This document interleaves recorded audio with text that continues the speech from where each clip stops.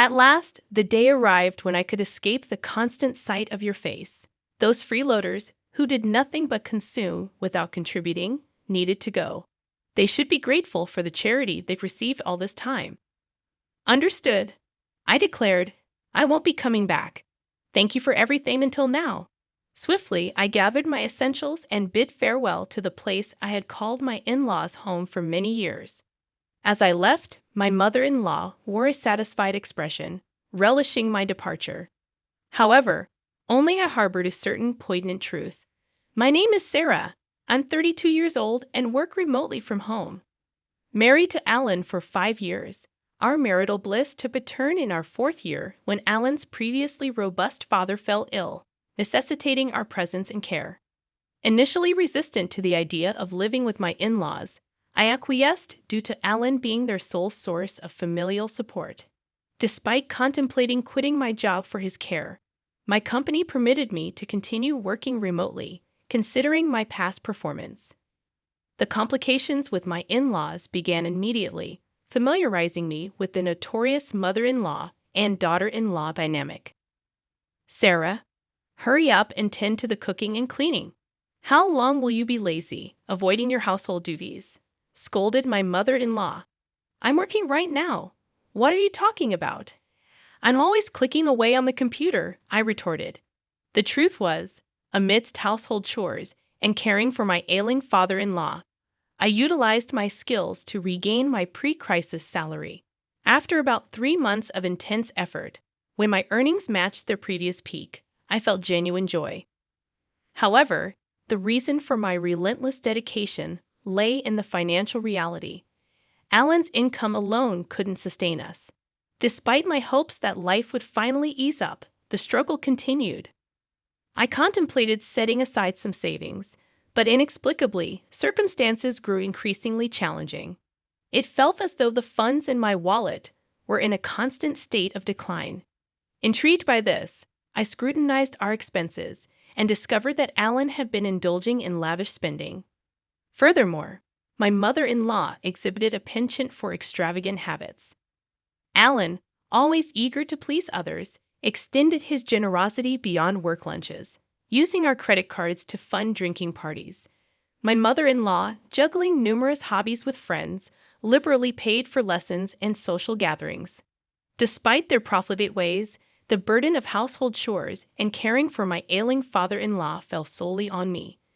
I found myself covering all our living expenses with my income, making the prospect of saving money seem like a distant dream. Anxious about our financial situation, I approached Alan and my mother-in-law. Alan, mother, it seems we've been spending excessively. If this continues, we'll deplete our finances. Could you please consider cutting back on your expenses? I implored. In response, Alan and my mother-in-law harshly dismissed my concerns. I don't want you to appear stingy in front of my colleagues and subordinates. Can't you understand that? Argued Alan. They won't think you're stingy just because you don't pay for them every single time, I reasoned. Maintaining good relationships with your coworkers is important, but what about the trips to the girls' bars? That has nothing to do with work, I pointed out. You just want to have fun, don't you? How about you come home drunk and start talking about it, even if no one asks you? That just means you have a more enjoyable time there than spending time with me. I expressed my frustration. My mother-in-law sided with Alan, laughing off my concerns. I'm glad Mom understands, and she's right, Alan asserted. Meanwhile, my mother-in-law justified her spending, stating, if I didn't go to my classes, I'd just be cooped up at home. I'm taking classes with my friends to enjoy the limited time. I found myself grappling with the harsh words echoing in my ears, labeling me as a terrible daughter-in-law. Their judgmental remarks centered on the fact that I dedicated myself to household chores without earning an income, rendering me, in their eyes, without the right to voice complaints. The notion of being looked down upon by a homemaker left me perplexed. In truth, I worked diligently, contributing a steady income to the household while also managing the housework and caring for my father-in-law. Their skepticism and belittling tone, asserting that working from home couldn't yield much, were disheartening. Even more so, my mother-in-law had apparently fed Alan a distorted narrative, implying that she alone took care of my father-in-law, painting me as an idle homemaker. The injustice of their perception left me speechless. Despite the countless moments when I contemplated leaving that challenging environment, the anchor that held me was my deep concern for my father-in-law. Since the early days of my marriage, he had consistently treated me with kindness, in stark contrast to Alan and my mother-in-law. His expressions of gratitude, acknowledging me as a wonderful daughter-in-law, resonated in my heart. Whenever he required care, he would apologize for the burden while expressing gratitude for my efforts. In these moments, I found solace and purpose in caring for him. I couldn't fathom leaving him to the whims of Alan and my mother-in-law. Father-in-law, it seemed, had been keenly aware of the family's dynamics, recognizing my contributions in maintaining our household's financial stability. His words of appreciation, acknowledging the importance of my efforts, became a source of strength. The anxiety about the fate of this household without my presence was overshadowed by the greater concern for my beloved father-in-law. Thus, I made the decision to personally provide dedicated care until my father-in-law's passing a year later. The somber occasion of his funeral became an emotional battleground for me. Despite my heartfelt grief, my tears were met with disapproval. "Why are you crying so much, Sarah? Father-in-law has passed away. Isn't mourning like this natural?" I was asked, but my response seemed to provoke irritation from my mother-in-law. She accused me of making it sound as if she had never taken care of him at all. The truth, however, was starkly different. My mother-in-law had hardly been involved in my father-in-law's care. Her preoccupation with hobbies and frequent outings left me as the primary caregiver. Despite my efforts, she portrayed herself as the oppressed and pitiful mother-in-law to outsiders, painting me as the cruel daughter-in-law. In the eyes of relatives, it seemed as though I was being too harsh on my mother-in-law. Even in the midst of mourning, I found myself criticized by those who understood little of the dynamics. Frustrated, I chose to distance myself from the relatives. However, this move did not go unnoticed by Ellen, who approached me with complaints. "You embarrassed Mom in front of everyone," he accused.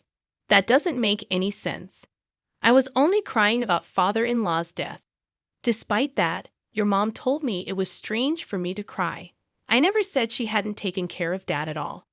I just talked about mourning the loss of my father-in-law, whom I had always cared for," I defended myself.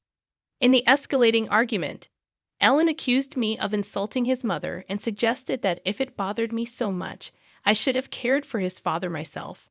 The clash intensified, prompting the intervention of relatives who finally put an end to our quarrel. Following that incident, I maintained complete silence with my husband. After the funeral proceedings concluded, a lawyer arrived to discuss the inheritance. The lawyer began, "I'd like to discuss the contents of the will regarding your late father's estate. Firstly, to the wife and daughter-in-law Sarah, he's left half of his cash to each of you. To his son Ellen, he's left ownership of the family land and home." My mother-in-law questioned, "What if Alan gets the land and the house? Doesn't that mean all the other assets go to the wife? Why is Sarah receiving an inheritance? She's not related by blood." The lawyer responded, "Your husband was deeply grateful to Sarah for the dedicated care she gave him. He wanted to express his gratitude by giving her part of the inheritance. This decision cannot be changed." Unable to accept this, my mother-in-law accused, "I can't believe it. You were caring for him just to get the inheritance, weren't you?" I defended myself, explaining, "I had a good relationship with my father-in-law since I got married. I took care of him to express my gratitude." My mother-in-law continued with her accusations, suggesting it was psychological abuse. Frustrated, she eventually gave up, and the lawyer continued, "So that was Dad's decision. It's gratitude for Sarah's caring, right? If that's the case, then we have no choice but to follow it. May I continue?" As the lawyer proceeded, my mother-in-law's discontented expression turned into a smile, and she exclaimed, "Yes, that's great. I understand. Confused, my husband questioned her. What do you mean? But my mother-in-law seemed pleased and explained, now that Dad's living is over, it's no longer necessary to rely on Sarah. Her inheritance is nothing more than severance pay. We don't need her in this house anymore. My mother-in-law had misunderstood my father-in-law's will, just as he had intended. In truth, he had discussed this plan with me before his passing. He wanted me to be free from the constraints of this house after his demise. Using the will, he cleverly deceived my husband and mother-in-law, making it seem natural for me to leave, just as he had planned. My mother-in-law, misinterpreting my father-in-law's intentions, saw the will as an opportunity to eject me from the family, concealing my actual desire to leave. I responded to her shock by saying, "Father-in-law, why would you treat me like this? Even to Dad, I was just someone taking care of him. Ellen, you can't understand Sarah anymore, right? Why don't you just divorce her?" Looking at Ellen with tearful eyes, I pleaded, and after contemplating for a moment, he agreed. You know what? Let's get a divorce. I've inherited the family home and land, and Mom got some money too. There's no longer any need to worry about living, so there's no problem if Sarah goes. What do you mean by that? Just what I said. I feel bad for asking, but could you leave our house and agree to the divorce? Understanding that there was no place for me there anymore, I agreed. Understood. I guess there's no place for me here anymore. With a hint of restraint, I retrieved a document from the drawer and handed it to my husband. It was a notice of filing for divorce, prepared after our previous argument. My husband promptly signed it, expressing, "Finally, I don't have to deal with you anymore. A non-working freeloader should just get out. You should be grateful for us having put up with you, a total freeloader. Is that so? Okay, I understand. I'll leave. Thank you for things up to now." As I left, my mother-in-law appeared elated, unaware of what would transpire in the future of their house. Once out of their home, I wasted no time and immediately submitted the divorce notice to the city hall. Arriving at the apartment I had rented in advance, the spacious room echoed with my joy as I exclaimed, "Finally, I can be by myself. This is great." I felt overwhelmed with joy to be liberated from a challenging marriage. My heartfelt gratitude extended to my father-in-law for devising the plan that enabled my escape from my in-laws' home. Subsequently, I embraced a comfortable life living on my own, appreciating the newfound freedom and the ability to continue working remotely, a skill I had cultivated during my time at my in-laws' place. Having honed my time management skills, work flowed smoothly and my income increased, allowing me to lead a comfortable life free from interference. However, my peaceful existence took an unexpected turn when my ex-husband, Alan, called me out of the blue. Perplexed, I questioned, "It's been a while. Why are you calling me? Weren't you the one telling me to disappear?" "Sarah, please help us. We're in a pinch," Alan pleaded. I chuckled, finding the situation ironic. What kind of joke is this? My salary hasn't changed, but for some reason, you're running out of money. We can't live like this. With a laugh, I decided to deliver the final blow. That's because you no longer have my income to support you. You squandered your entire salary on yourself. Maybe it's about time you and your mother learned some financial responsibility as adults. Confused, Alan asked, "What do you mean? You still don't get it?" I clarified. While you were living lavishly, my salary was the one paying for our living expenses. At that time, I was making about $4,800 a month. Now I'm earning even more than that with no one to get in my way. Expressing frustration, Alan pleaded, "Sarah, can't we start over? It was a mistake to let you go. I want to make things right again." I scoffed. "It's obvious you're after my income. Don't be ridiculous. I never want to see your face again. What happened to the inheritance your mother received? With that amount, she should be living comfortably." Alan confessed, "It's about to run out. We spend it on a shopping spree, overseas trips, and half of it disappeared in the casino." Unmoved, I retorted, "A foolish mother breeds a foolish son. I have nothing more to say to you. I'm a stranger now, and I can't do anything for you, nor do I want to." Desperate, Alan implored, "Don't be so heartless. Help me. This has nothing to do with me. There's nothing more to talk about." I'm hanging up. "Don't call me again," I declared before ending the call and promptly canceling the contract for the mobile phone I was using. A year later, passing by my mother-in-law's house, I discovered it had become an empty lot, likely sold due to financial struggles.